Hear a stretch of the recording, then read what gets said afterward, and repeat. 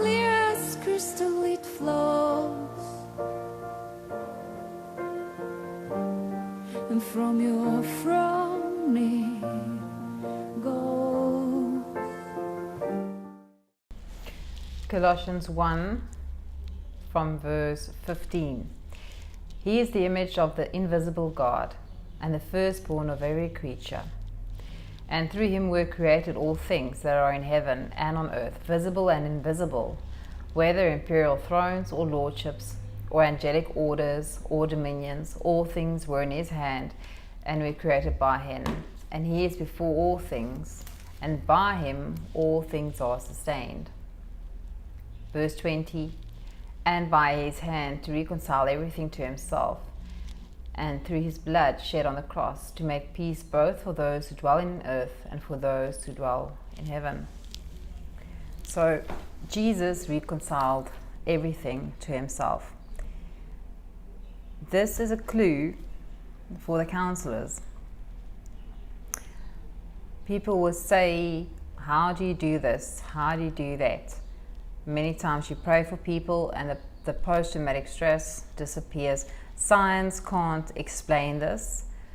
I have videos where I put my hands on people when they smoke. I don't say anything and they can't smoke after it.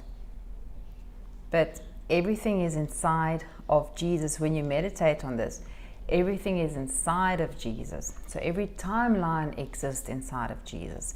So you can take that and you can take it back to a time where Jesus could heal him, or could heal the person, or take the addiction away, and it would be like the first time they've used it. So that is what Jesus does. He refreshes everything, he renews everything. Let's talk about a few things. The death of Jesus. Again, Jesus is upholding everything. So what happened when Jesus died? What happened? Think about it. If Jesus is the one that is sustaining everything, upholding everything, when he dies, what happens? Paul says, for one died, all died. Jesus died. Can you remember that supernatural stillness and darkness that came over the earth when Jesus died? When Jesus died, everything died.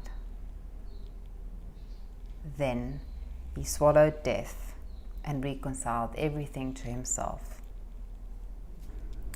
What happened when Jesus died? The whole earth died. Everything died. When Jesus was resurrected, everything was born again. I'm not taking anything away from being born again, but that is something Jesus did.